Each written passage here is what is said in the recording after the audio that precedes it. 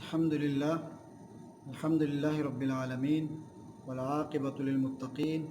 والصلاة والسلام علی اشرف الانبیاء والمرسلین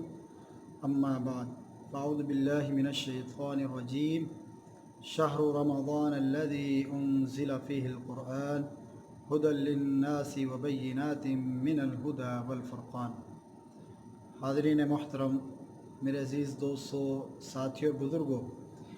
یہ رمضان المبارک کا بابرکت مہینہ جو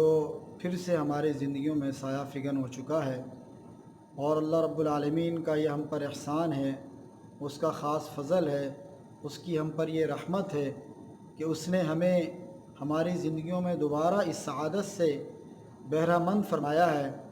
اور ہمیں یہ سعادت بخشی ہے کہ ہماری زندگیوں میں دوبارہ یہ ماہ مبارک آیا ہے۔ اب یہ ہمارا فرض بنتا ہے کہ ہم اس ماہ مبارک کی قدر کریں اور اس کے کما حقہ، اس کے حق کو ادا کریں، اور جو اس ماہ مبارک کے تقاضے ہیں ان تقاضوں کو پورا کرتے ہوئے اس کی برکات کو، اس کے ثمرات کو، اس کی رحمتوں کو، اس کی مغفرتوں اور بخششوں کو سمیٹنے کی کوشش کریں۔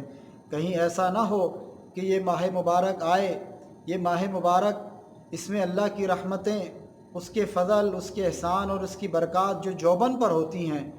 اور جو موسلا دار بارش کی طرح جس کی رحمتیں اس مہینے میں اللہ رب العالمین کی اور برکتیں برس رہی ہوتی ہیں، لیکن کہیں ایسا نہ ہو کہ ہم وہ چٹان ثابت ہوں جس پر بارش جتنی بھی پڑ جائے لیکن اس پر کچھ نہیں اگتا، بلکہ ہمیں اس زرخیز مٹی کی طرح ہونا چاہیے کہ جس پر بارش کے قطرے جب پڑتے ہیں تو اس مٹی سے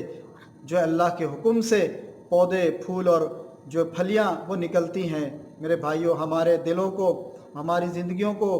اور ہمارے شب و روز کو اس انداز کے اندر ہونا چاہیے کہ جب اس ماہ مبارک کی، رمضان مبارک کی یہ رحمتوں کی پھوار اور بارش جب ہمارے دلوں پر اور ہمارے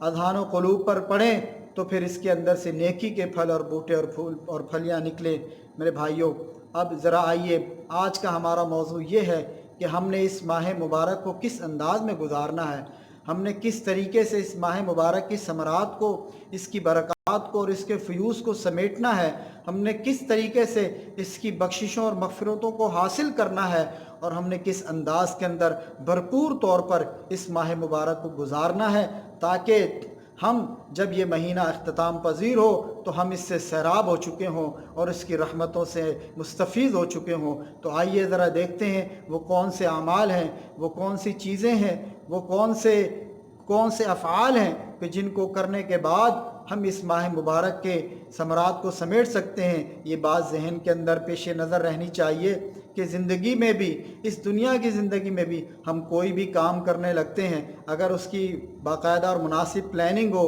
اس کی کوئی ترتیب ہو، تو ہم اپنے اس ٹاسک کو اور اس مقصد کو اور اس دنیا میں کامیابی کو پا لیتے ہیں۔ اسی طریقے سے اللہ کے رضوان کو حاصل کرنے کے لیے، اس کی خوشنودی کو حاصل کرنے کے لیے، اس کی آخرت کی کامیابی کو حاصل کرنے کے لیے اور اس کی جنتوں میں داخلے کے لیے، میرے بھائیوں، ہمیں بھی اپنی زندگی کی ترتیب بنانی پڑے گی، ہمیں بھی اپنی آخرت کی پلاننگ کرنی پڑے گی۔ جس طرح ہم دنیا کے کاموں کے لیے پلاننگ کرتے ہیں، دنیا کے کاموں کے لیے کوشش کرتے ہیں، دنیا کے کاموں کے لیے اپنے زندگیوں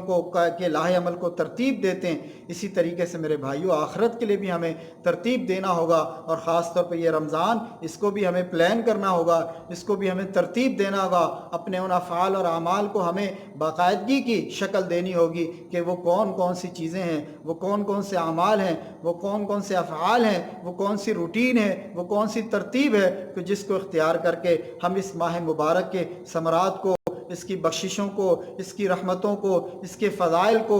اور اس کی مغفرتوں اور جو ہے اللہ کی خاص احسانات کو ہم کیسے حاصل کر سکتے ہیں۔ ہمارا یہ موضوع تھا، انشاءاللہ اگلے درس کے اندر ہم اس کی تفصیل آپ کو بیان کریں گے۔ اللہ تعالیٰ سے دعا ہے عمل کی توفیق عطا فرمائے۔ وَأَقُولُ قَوْلِي هَذَا وَأَسْتَغْفِرُ اللَّهَ لِي وَلَكُمْ وَلِسَائِرِ الْمُسْلِمِينَ وَآخِرُ دَعْوَانَا أَنِ الْحَمْدُ لِلَّهِ رب